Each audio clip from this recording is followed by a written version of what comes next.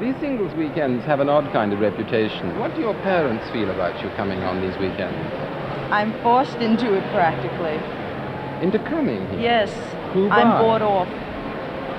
I'm actually bought off. How do you mean bought off? My mother bought me a very expensive gown the other night because I was coming up here, and she felt as if it were an investment. And now I think her investment went down the drain. An investment in what? In meeting someone. Well, what does she hope will come of this situation for you? I will meet a rich, young doctor, or lawyer, or engineer. And? That's it. And get married. Widely advertised as a marriage factory, the Concord Hotel stands in the Catskill Mountains 2 hours' drive from New York City. Described by some unkind critics as a modern Sodom and Gomorrah, it provides its guests with every kind of sport, indoor and out. The weekend mecca for lonely hearts of both sexes, the Concord draws capacity crowds. Some genuine lonely hearts, and others who like to keep their relationships short and sweet. Introductions start with a tour of the premises. And we've made some red snow and blue snow. You can see the blue pretty well. Yeah. But you can't see the pink too well, reddish snow.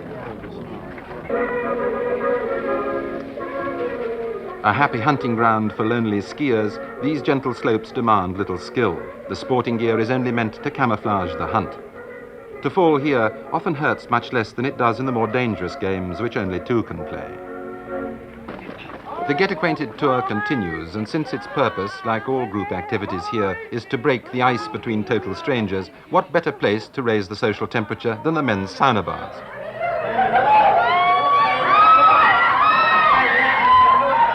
Not only are the hotel's amenities displayed to advantage, but an undertow of jokey sex is also publicly endorsed with the compliments of the management.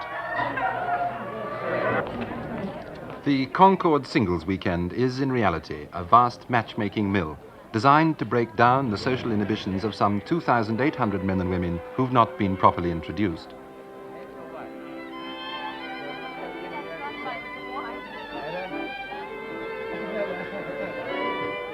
The methods used to introduce people here will not be found in books on etiquette, but for romance-hungry singles, this mating market has one advantage: it works. Weeknights on the ski slopes, blizzard guns lay a blanket of freshly tinted phony snow. Each weekend has a new theme. The last was a weekend in Paris. The next will be a Roman holiday at $40 a day minimum. The lonely crowd of New York city dwellers provides the Concord with a year-round clientele. Office workers, teachers, secretaries, the women are mostly unattached, middle class. Efficient and highly paid at work, many are lonely at home, have enough money to lead independent lives, enough social courage to face a singles weekend on the mating market. Selma's a lawyer's secretary. Married at 18, divorced after 9 years, she's no children, lives with her parents in Flatbush, Brooklyn. Soon after her divorce, she went to the Concord on the first of many visits. Going through the doors was the most frightening thing I ever did in my whole life. I had never been away alone before. I had never been to that hotel before. I had never been to that part of the mountains before. And just going through those tremendous glass doors and seeing people and people and people and not knowing where to go was one of the most frightening experiences of my life. Why did you decide to go back after that first weekend? Because I loved it after the first 20 minutes. Tell me what happened. I walked into the bar and I met lots of people and started to drink. And they all got very, very friendly, and I found that they were people like people everywhere else, and there was nothing to be afraid of just because they were single and wanted friends the same way I did. Most of your friends here in the city, are they people that you've met as a result of living in New York, or are they mostly people that you've met out of the Concord? The men are mostly men that I have met up at the Concord. There aren't too many men that I have met other places. How satisfactory an alternative to married life, which after all is supposed to be satisfactory, is this kind of weekend after weekend with a group whom you really like very much? I find it very satisfactory, and who is to say that married life is what there is supposed to be? Maybe single life is what there is supposed to be, and the married people are doing the wrong thing. I'm enjoying it, and for me, that's all that really counts. You've got to the point, really, where you question every assumption that people make, haven't you? I guess I do. I don't assume anything. Do you find that a better way of living? For me, yes. for someone else, I don't know, but I don't question what's right for someone else. I only question what's right for me. Marcia, 22, though pressured by her mother, has her own reasons for going.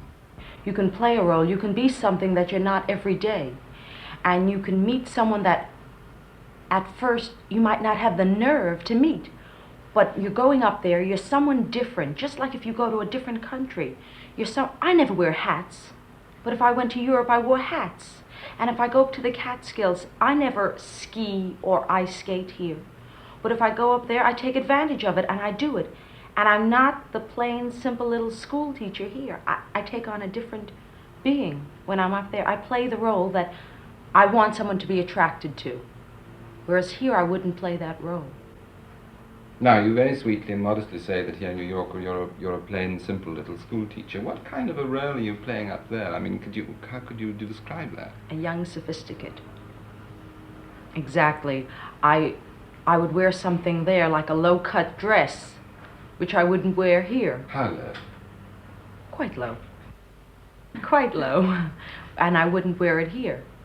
And I would wear long white gloves, or put my hair up, or wear a seductive bathing suit that I wouldn't have the nerve to wear here. Here, in fact, I wear things that are quite loose, out of fear that someone might come up to me. And there, everything that's been bottled up in me all year comes out. All my feelings come out there. I can just lie on a lounge and feel seductive. Whereas here, you find there's no reason. I'd sit around my apartment, I would never think of having makeup on. I'd wear a loose nightgown or a loose bathrobe. But up there, I bring up my prettiest hostess gowns and my prettiest low-cut dresses and my nicest bathing suits and my nicest shoes and everything that I've picked out for the occasion or have accumulated for such an occasion, and I put it to use there. So that certain inhibitedness in me comes out. And this lack of inhibition, this ability to play a role that is probably more like you than the job you have to do to earn a living, everybody knows. This is simply because you're in a hotel. Mm-hmm. And I know that at each moment that I'm there, there's a possibility of meeting someone. I've got makeup on every moment of the day and night. Women generally outnumber men at the Concord, a statistic which keeps these three lonely, if not broken hearts, pretty busy. Reading from the left, Lenny, Ira and Dick are regular visitors and hunt as a pack with military precision. It's a fixed routine with but a single purpose. We have din-din first, and then we proceed to go into the cocktail lounge or the singles dance that they have, and we maneuver among the girls and see which ones are more for us. How do you mean, for us? What do you mean? Well, it depends on your taste, what you are attracted to, what Ira appeals likes to you. girls a certain type. He likes dark-haired girls. I like blonde girls. I like all girls. Leonard likes girls, a certain type of girls too. And after you start to talk to some of these girls, you decide very quickly whether you want to bother talking to them anymore. But now, can you just walk straight up to the girl Yes. and say, how do you Yes. do? I Yes. like the look of you? Yes. At the Concord you can. This is one of the fabulous points about the Concord that the girls like and that men like. You can go up there, and there you can say hi to anybody, and anybody else will say hi right back. Whereas if you did it on the streets in New York City, They probably report you to the police. It's or else they walk away from a very it. friendly atmosphere up there. Everybody is going to meet people up there, so there's no problem with just going over to somebody and saying hello to them. Now, what sort of women turn up, hopefully, at the Concord for this kind of meeting, which seems to be sanctioned in this part of the You world? get all types of women up there. You get young single girls, 19, 20, 21. You get divorced women in their 20s and their 30s. You get widowed women, and you get a large selection in different age groups. And it's the choice of the male because he can go after practically any age group he wants or any woman that he wants. Lenny, you said you always split the cost 3 ways, whatever it comes to. Roughly speaking, how much does a good weekend up there cost you if you spend a It lot? costs us $100 a day per man That So is the it's- figure. That it usually stays 2 days. That includes That everything. includes our bar, what we spend at the bar, not only for ourselves, but all the girls that we ask to And have the a drink with tipping. us. And we tip quite a bit. Lenny didn't mention this to you. One of the reasons also we like the Concord is that we're well known there. When I we did go to the mention- we dining spoke about room, it. why, we're We're treated catered to. specially, we're catered to. Now, what I want to ask you is this, Lenny. What do you think the girls see in you when they're ready to be hooked at the Marriage beginning? material. Marriage material. Marriage material. We happen to be educated, suave, sophisticated, and moderately rich. In other words, he should have said to begin with, we are all moderately well-to-do, therefore we are marriage material. Lenny's age and marital status are imprecise at his request. He lives alone in a vivid Manhattan apartment, drives a new Cadillac to the Concord most weekends. He's a partner in a flourishing wholesale company and a successful salesman in a somewhat specialist line. Ira and his brother run the family business, which imports and distributes nuts, bolts and screws from coast to coast. He drives a new Cadillac convertible and lives with his mother.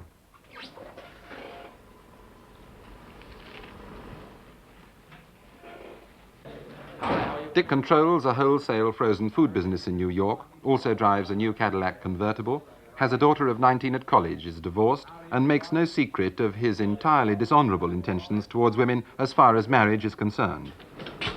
But each girl gets the idea, Jim, that this will be the time that we will decide to settle down. She will be the one that we will be most... And you don't disabuse her of this notion I right away. do, they don't. Is that true?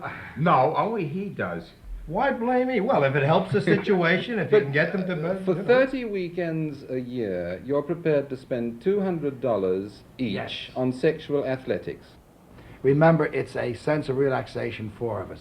All of us work very hard, and when we get away for a weekend, why, we can also play very hard, which is very helpful. So I think it's more a case of everything together. Well, let's for put it, the- we would rather give it to the Concord than to a doctor. That's for sure. Right. This is about money the well summation. spent, as far as we're It's very concerned. therapeutic. It must not be on quite our the same terms, because- otherwise- In fact, you don't have a lot to offer a girl, do you? Not really when you really come Except a down. good time. No That's a lot. substance, if that's what you mean, Jim. A good You're short right. time. Right. That's Good all, short time. Because none of us at this time are emotionally, I think, capable of any real long, solid relationship. What would happen to the trio? What That's would right. happen if one of you got married? Well, we figure that... One of us did. One of us did get One of us married. did. Which? This Well, one. I left it was- the boys for a short period of It time. was unbelievable. It was a circus. He decided one day that he had met some girl and he had decided this life was not for him. The single life. And he used to growl at us, and he was the one who used to say, I got to leave early to beat the traffic. And we knew, of course, he was running home early because this girl was waiting for him. And then one day decided to marry her. And Against every our better weekend, judgment. every weekend we went away, he would call us and to see find what out was if we're going having a on. good I time. had at to the find out Concord. I was He was pretty missing, miserable. so he came back and he joined He us. didn't know how I found miserable- greater love with my friends than with my wife. Where goeth us, goeth he. Right. And so on. But that's in a what short happened. period of time, it was all remedied. And we're back together now for over a year and a half. You're kind of all married to each other, really. aren't That's... you? Yes, Confident troops, sure of their victory in the sex war ahead, but some of the Amazons in the feminine forces are equally sure of their winning ways. Also going to the Concord for a Roman holiday are, from left to right, Karen, who's single, a hairdresser, Phyllis, who's married and wants a holiday, and Trish, who owns this apartment in the fashionable part of Greenwich Village. 2 years ago, she married a lawyer, but he raised no objections to her going on a singles weekend. Well, my husband is very broad-minded and he's a dear. He doesn't really mind. Karen, do you have a steady boyfriend? Yes. How does he feel about you going out for these? Well, how can he feel? I mean, I said I was going. You're married, Yes, I am. and your husband actually is studying to be an artist, isn't he? Yes, Now, I how does he am. feel about you going away on this jaunt? Well, he doesn't, we discussed it, and he said that it's all right since he's been down at school and working, and he has a lot of work to do, and he knows both of my friends. And he figures that if I want to go away for a weekend, and he knows me well enough that he said it was all right. Anyway, you're going up there just to enjoy the skiing. Why aren't you wearing a wedding ring? It's in the jeweler's being fixed. It's what? It's in the jeweler's being fixed. Do you expect it to be ready by the time you leave? Yes. Do you think that any man would be a match for you three, or any one of you away on this weekend, as you know each other so well? What do you mean by being a match? I mean, do you think anybody would stand a chance of getting one of you away from the other two? Well, if it was Karen is the Karen. only really available one. I mean, none of us are interested really in that. If Karen meets somebody, that's perfectly fine. Karen, you know them very well. Do you really believe that there isn't the remotest spark of interest in either of these two young married ladies in having the mildest adventure? I'll take the fifth. What do you mean, you take the Amendment. The mating market on a Friday afternoon has the air of a quiet sanatorium. But already a multitude of singles are moving upstate, some of them American Italians, hoping for a genuine Roman holiday. For them, the hotel staff will do their best to provide an authentic Italian setting. I have made arrangements with the skating pro. She is going to announce the announcements in the dining room in Italian. After it's announced in English, so we'll get a little international flair there. Who's going to correct her Italian? Bella, what's the Italian word for hello? Ciao. Ciao. I would say ciao, and the doorman on leaving say arrivederci. Now, what have you chosen for this this Italian theme? For this Italian theme, the people have selected a night in Venice. Therefore, we have the gondola and the other various decorations that fit into the city of Venice, the musical notes and the regular culture of the city of Venice. Okay. A point of information upon arrival, these guests are receiving a bottle of champagne compliments to the Concord management. And every single person I know gets it. How about when a couple checks in? Do they get one bottle or two bottles? If they make a fuss about it, we'll give them 2 bottles. Spiced bolognas. And we'll have artichoke vinaigrette, Caesar salad, and of course the Archduke bowl of celery and olives, a variety of olives. Which items come back? I mean, we're putting out a lot of food. How are they? Is it all being consumed, or are we having a waste factor? And of course, I have a 20-foot leaning tower of pieces that leans, and you'd be surprised. They take hundreds and hundreds of pictures near it, and they say they've been to Italy. Well, Bob, we do have a great tennis exhibition with the leading Italian tennis player in the world, Tony Vincenzo. Well, we changed his name from Tony Vincent. We changed his name. Well, his real name is Vincenzo. His name He is changed Vincenzo. it to Vincent. Oh, he and did. we're changing it back again to Vincenzo.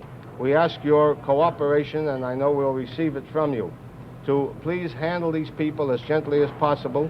The moment of truth, when total strangers meet, the busboy will try any gag to help break the tension.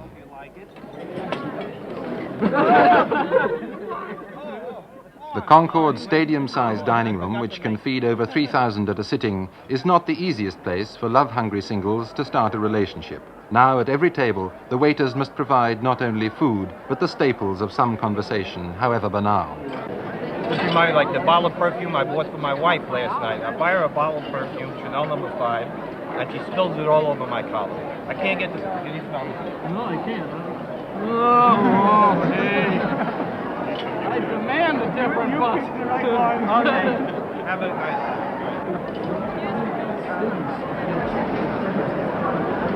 By the way, did everybody meet each other? Everybody know?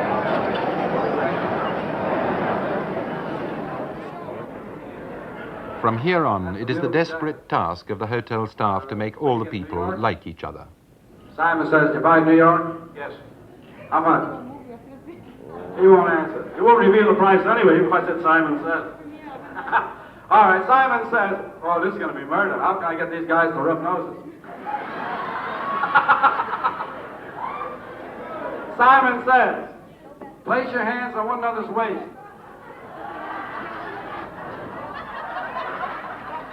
Simon says, the ladies only.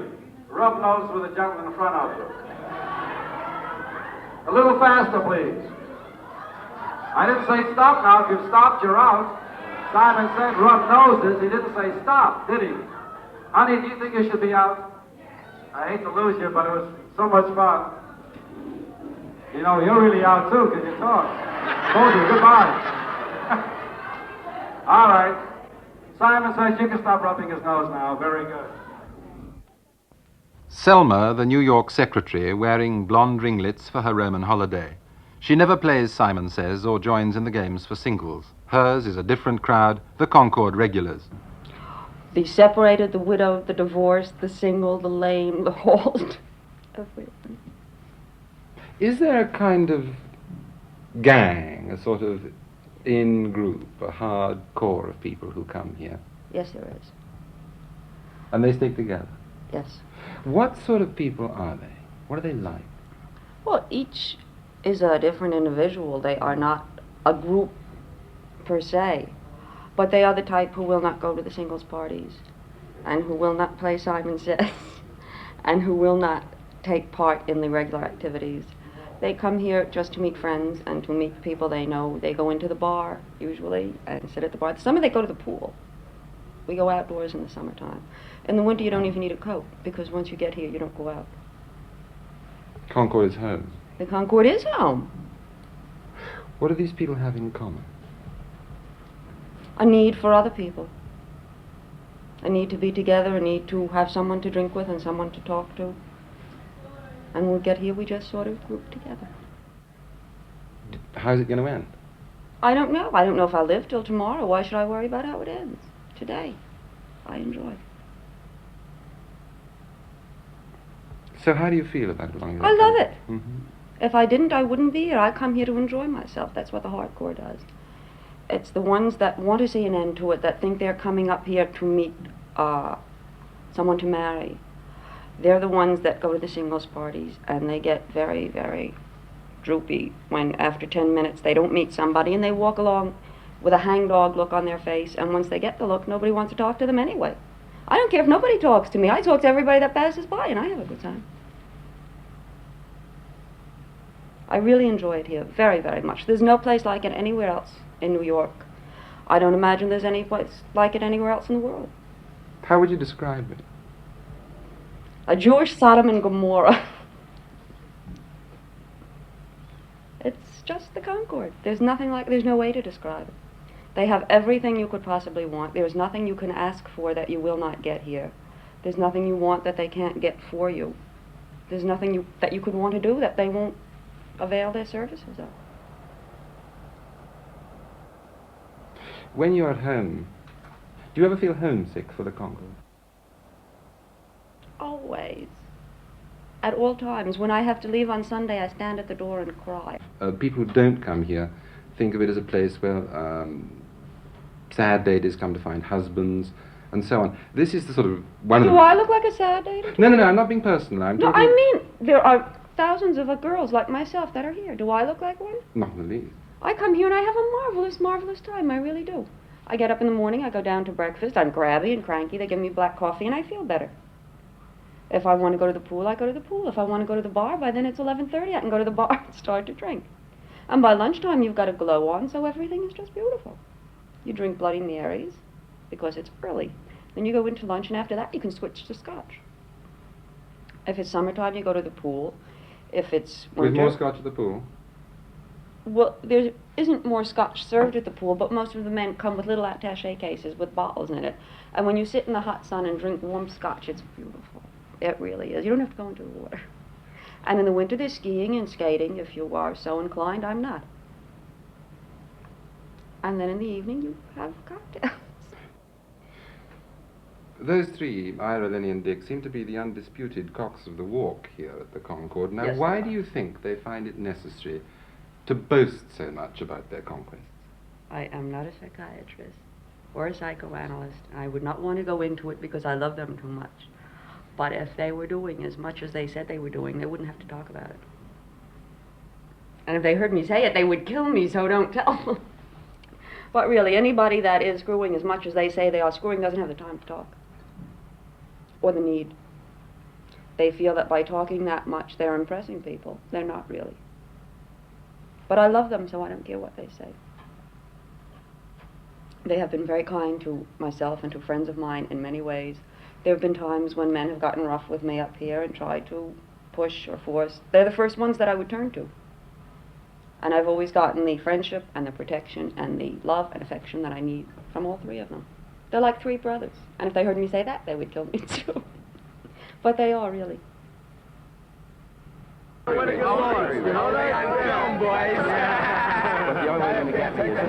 The bar, otherwise known as the Snake Pit, is the obvious base for operations for the regulars like Dick. Barbara, how did you two meet? Well, Barbara was walking along here, and I was sitting at the table, Jim, and I said to Barbara, hi, and she said hi, and I asked her to sit down and join me for a drink. Was that this weekend? I mean, just a few hours ago, or have you met previously? Well, we just met this weekend, and I just came up here and met Barbara. It's great. And he just hailed you as you were walking by. How do you feel about that? Well, I feel if he's interesting enough to talk to, he did have some of a unique manner. And he was fun and interesting to talk to, and worthy of my time. Lenny, you've been here a couple of hours. How have you made out? I've made out excellent. I've met this charming girl, Carol, who I met in the lobby, I would say about 12 o'clock, who is my type of girl because we had an understanding to begin with. How do you mean? Well, I told her I was interested in having an affair, and she didn't say no, and when she met me in the cocktail lounge 3 hours later, it sort of made the deal complete. Now it's just a matter of having a couple of drinks together, and eventually we'll go up to the room and enjoy a very wonderful evening together. Are you looking forward to this affair this weekend? For this affair this weekend? With Lenny? It's not going to happen. It's not going to happen. I guarantee you, it's not going to it's happen. definitely, positively going to happen. Carol? You can make book on it. Much time at the Concord is spent dressing and undressing. Ira, now changing his plumage for dinner, hasn't found a girl yet, but isn't depressed by the fact. Well, not too much right now. You know, the boys, they've been doing pretty good, but I'm waiting for somebody in particular. I just don't walk over to anybody. Have you got an appointment with a particular girl? No, not right now. Going down to dinner, and we'll look down there. We'll see what's around in the dining room. And if there's nothing there, then afterwards we'll go into the dance or into the bar to see what's doing around there, see if there's anybody to pick up to make out with. Aren't you kind of shortening the odds against you a bit? No, I mean lengthening the odds. Well, I find that it's worthwhile looking for somebody in particular rather than just proposition anybody and say, come on, let's go up to bed. I think I'm looking for more than that in a relationship. What sort of thing? Well, the idea of meeting somebody that you could really like and you can continue this relationship once you get back into the city. After all, it's silly to run up here every weekend and not try to find somebody that's a little special. I believe in looking for somebody that might be a little special that would keep your interest once you get back into the city. What do you think of the girls, Barbara and Carol, that Lenny and Dick have picked up? Very nice. They're very nice girls, and they probably took to them so that they're very happy with them. It's not my type of girl. It's not somebody that I'm attracted to. So That's not your standard? That's not my standard as far as physical features and as far as looks go. What sort of thing are you looking for, can you tell me? Well, I look for a pretty girl, a nice girl, a fine girl, somebody that would possibly be interested in me as well as I'm interested in her. And just to pick up anybody, as I say, I'd rather wait and see what's around rather than just to tie myself and my time up with one girl right away and then be stuck with her. A lot of times you have them for the... you meet them and you're with them and you find that you have to spend the entire weekend with them and somebody else might come along that you'd like to meet. And then you're tied in with this girl and the chances for meeting her are nil. That's why... Well, it's 7:45 Saturday night. Now, do you expect to have a wider choice? Do you expect any more girls to come up here this weekend? Oh, yes. They come up here until 8 o'clock tonight and you'd be surprised. Sometimes they come in from the other hotels. They sneak in or they're invited in. So you have anywhere up till showtime, 10:30 actually, to meet somebody that you could want to pick up and take in to see the show. Now, these are single girls, but there's no bus service. They must come, what, in their own car? In their own car, yes. Or they take a cab. There may be somebody from Monticello or nearby from another hotel. They might get a lift. There may be some fellas coming over here, and they would get a lift. And they would come over, and therefore... just get these shoes on. But don't you feel kind of a little bit out of it? After all, they've both got their birth. Well, you know, you don't get one. It's this weekend they hit it lucky. Next weekend I may hit it lucky. Have you ever had a weekend here at the Concord where you haven't made out in the end? That's right. There are times. There's no guarantees either way, and sometimes you make out very well. Sometimes you find yourself you meet 2 or 3 girls by the time the weekend is ended, and then you get back to the city and you don't know which one to call first. So that's why I'd rather look for somebody that I think is more up my alley and devote my time and attention to that person, even if it takes a little longer in propositioning her and trying to get her to bed, rather than to be very cold and dry about it, just to go up to anybody and see if I can hit it right away. Married in the Imperial. Single. I'm single. If you're single. He's my husband. Out. Rose Aarons, social hostess and chief matchmaker on the Concord staff, solicits customers for her singles dance on a Saturday night. It's not for married, it's for singles only. How about divorce? You're divorced? You got a wife? No. Well, this is for you. Come in and make friends. Maybe he's failed to collect a partner during the day's frolics, but if he's still alone after this ball is over, it won't be the management's fault. Thank you, and good evening, and welcome to our inacquainted party. Now, gentlemen, listen carefully, my public.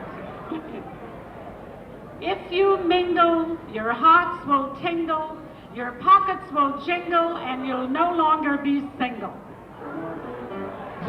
Thank you. And next, if you ask a lady to dance, this will be your chance to find a new romance. I made it up too. Thank you. And last but not least, come on, gentlemen, don't be slow. There must be a lady you would like to know. Romance starts with just a glance, so come on, fellas, and take a chance. Now we're going to begin this dance. This is our dance for our friends and all our associates who are here in this beautiful party. We're all going to make one big cycle. Everybody join hands and make one big cycle. Everybody join hands. Leave your glasses on the stage here. You want a glass. One big cycle. Hold it. Okay. Boys left and girls right, and here we go. Glory, glory, hallelujah. Stop the music. Turn it on, girls, and grab a fella.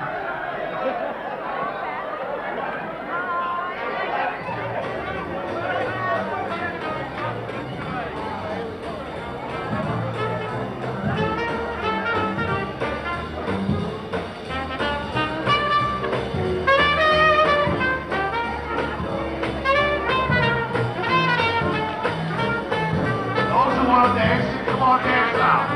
Everybody dance. It's the last chance. Come on, when this is done. Everybody dance. Come on.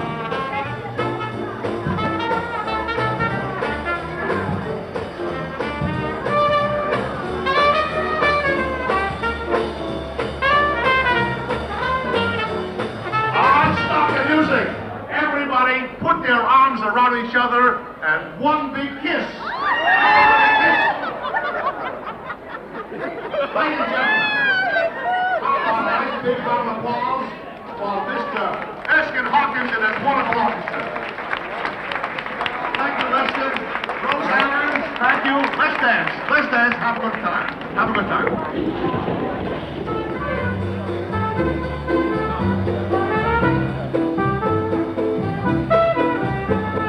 The music of another period lends an air of respectability to this line-up of male and female beef on the hoop.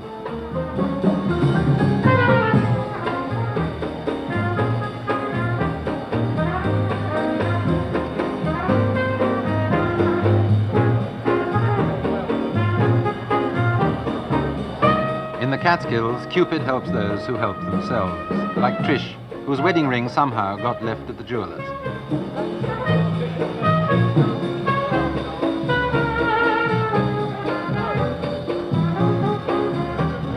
On this dance floor, it is almost an offense to be alone. Rose patrols the darker corners in search of offenders. What are you doing for the cause? Oh, you look around, pick out the young lady, and I'll introduce you. How about that young lady? How about the one with the green dress? How about her? Yeah, how about it? Come on. You gonna She's a introduce little me? young. If she's too young, I'm you young age too. her. You age She uses every method, short of physical assault, to drive the shy, the inhibited, the squeamish into each other's arms. What's your name, Margaret? Say hello to Marty. Sorry, go and dance. You're paying 42 cents a minute. Don't waste time. Is that how you figured it out? I figured it out. I don't sleep nights. Okay, dance. How about you? Can I introduce you? Show me the young lady. Let me introduce you to a nice young lady. Let's see. Come shopping. Let's go shopping. Yes. Don't take my date away. Another single meets his mate, if not for life, at least until Sunday evening. Show me which one. Which one? All right, come. We gotta make this match quick. Come on. Hurry up. What's your name? What is it? What's your name? Lori? Gloria, meet John. Lori, meet John. Hurry up, don't waste time. How are you? How are you? 42 cents a minute, you're paying debt. We're married now. Hurry up, watch the law. Rose Aarons, the social hostess, somehow manages to bring an air of moral rectitude to her vocation as a talented go-between. I usually ask a man's status at the door before he comes into the single party, because I feel if he is married and he's coming to the single party, he's defeating the purpose. And this is how I make an appeal. I tell him, please, if you're married, don't go in. But do you think Actually, they listen to your appeal, or do you think they Well- harden their hearts and come in? Well, they're really curious. Those that do come in and are married are really coming in out of curiosity. We can't. After all, we're not here to. We're not the FBI. We're not here to screen them. I get up and I appeal to their conscience. You can't do any more.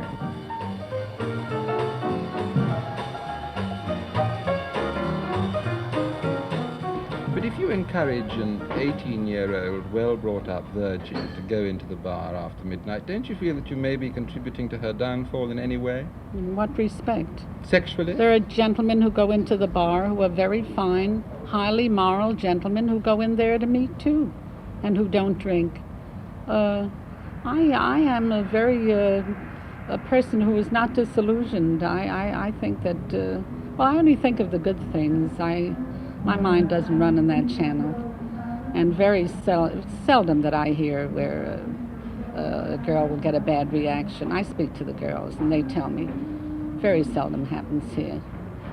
Really, I can truthfully say I have never had the experience where a young lady came over to me and told me that she was abused by a gentleman. In all the 8 years that I'm here now. That must be quite a record. It is. The other side of the coin, do you ever wonder whether some of these rather overdressed, rather brazen girls come up here on the make? Well, if their mode of dress sometimes is the apex of voluptuousness. This is true. And if a gentleman makes an improper remark to them, sometimes they encourage it. This you can't control. So they get what they're asking for? Yes. But nobody is abusive here. I mean, as I said, we have security all around, and people behave nicely here. They really do. Has anybody tried to date you here? Well, a few people. They'll come up and they say, my name is Lou. I live in Manhattan. Can I talk dirty? And I'd like to get laid. They say that? Yeah. Mm-hmm. And I said, excuse me, sir. And he said, yes. And I said, well, why are you telling me? And another man said, I was standing there this afternoon in the cocktail lounge, and this man came up. I had slacks on and a shirt, a baggy one that was hanging out of my slacks. And he started pulling on my shirt all over the place. I said, what are you doing? And he said, I'm a dress designer. And I said, well, go design. You know, you've got to slap these people's hands. Things like that. I don't like the people up here. What is it you're looking for, then? Just interesting people that you can hold the conversation with, not just people that'll walk up to you and say, yes, my name is Louis, and I'd like to go to bed. You know? Yeah. Who needs that? You can do that any place. You don't have to come to the Concord. So you feel that social contact here is blunt and minimal? Yes, I feel they're in a rush, and that's all that's on their mind. And I feel it's very obnoxious and crude. Very crude. And I don't care for it. I can see there's very little chance of any of you, if you're together, being depressed by a rebuff. You should. You better believe it. This has never occurred. No, but really the reason for that also is this. We are aware if a female's not interested, that it has nothing to do with us. It is not a personal rejection. You know, to it's us. not personal to us. We know what we are, we know who we are, and we know that if somebody's not interested in us, it doesn't mean that it's because of us. It means they're interested in something else. For example, they may be interested in a round ball where we are a square ball. Or they might be interested in a triangular shape something, and we happen to be spherical shape. Well, no, I would say that in most cases, these are sick girls that don't want any part of us, and we don't need a sick girl to begin with, so we walk away. But you don't take it personally? Never. No, never no, have. no. No, the turnover is very large. Seriously. Very large. Most turnover. girls won't put up with our nonsense. And quite frankly, I think at times they're not wrong. We're very selfish. We think only of ourselves, and it's difficult for them to maintain any type of relationship with us without it sometime becoming very frustrating to them. We're here, we're not there, we call them, we don't call them. How would you feel about it if you went up to the Concord some weekend and you walked into the cocktail bar and you saw your daughter sitting there, picked up? Jim, it wouldn't bother me at all, because I feel this way. First of all, my daughter is an individual like anybody else, and she has her needs, her likes, her dislikes. When she goes to college, which she does every day, she meets people. And when she goes to have lunch in a cafeteria or goes out for an evening or goes to a party, she meets people. And it's no different, really. Actually, all it is a question in our own minds. If she likes somebody, she'll spend time with them. If she doesn't, well, I'm sure she won't, just like you or I. If we meet somebody, or Leonard or Ira meets anybody anytime, they'll spend time with them if they like them, if they find them interesting. If they don't, they'll walk away from them. I think it's true with her. The real secret is he's trying to save me for her. He'd like me as his son-in-law. The snake pit in the small hours, and the illusion is complete.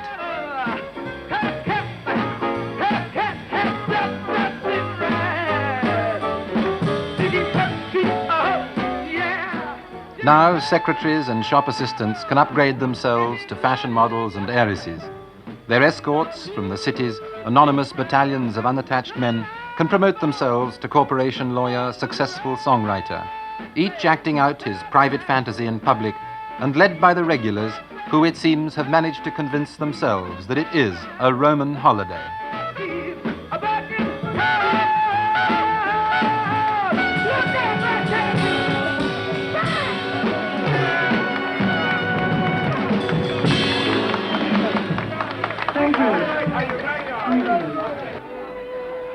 Sunday afternoon.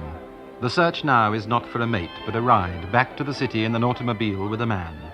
A seat in the bus is a public admission of social, sexual, and single failure.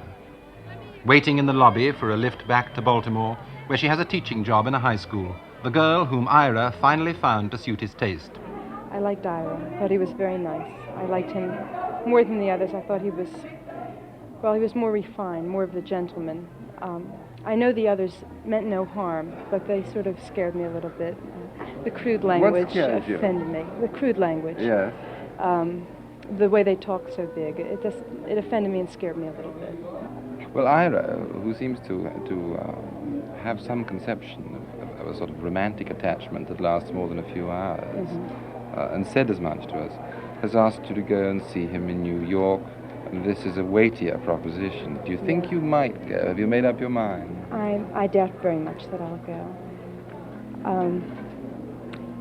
Going almost automatically means that, yes, I'll go to bed with you. It's just the agreement that I'll go. Nothing has to be said. It's just that type of an agreement. Now, of course, it doesn't mean that as soon as I walk in, he's going to throw me into a bed, but it will wind up there. I don't know that I want it. I would want to spend more time with him. If he lived in Baltimore and I could see him on dates, that would be different. Or if I lived in New York and I could go out with him for a few times first and build up a relationship. I can't be happy with myself if I feel like I'm just going to bed for going to bed's sake, or even just for seeing someone. I'm looking for more.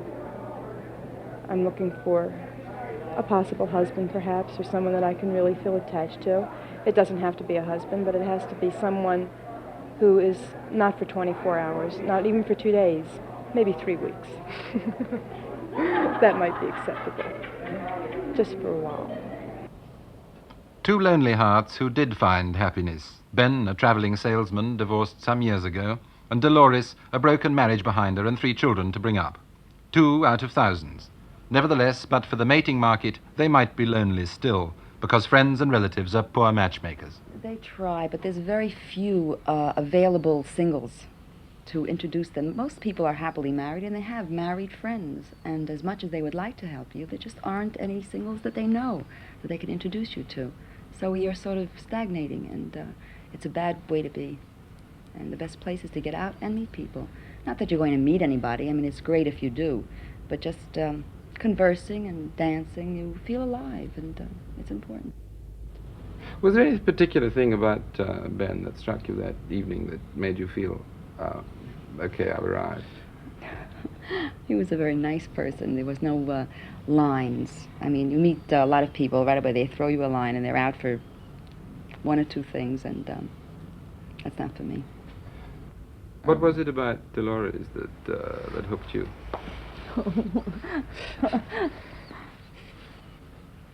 No, she's a doll. What can I tell you? It's just one of those things. Everything about her. When are you going to get married? Probably in the summertime.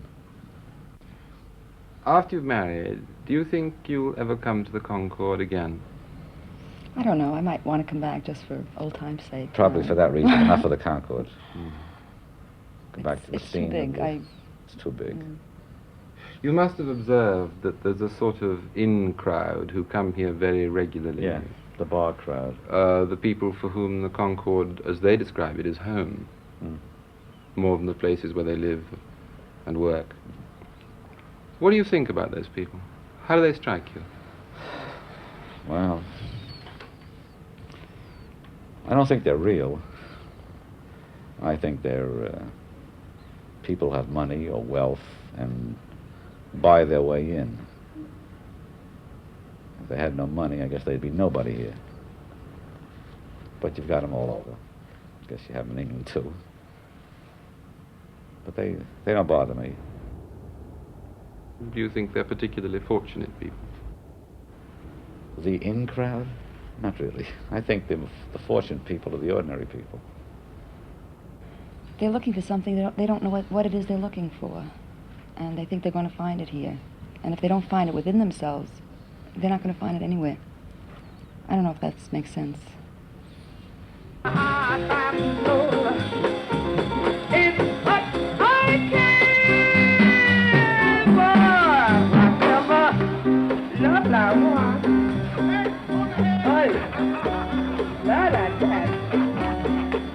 Take off your coat. So you know you come with. Yeah, no exception to that rule. I get a bit of a. Oh, you're full.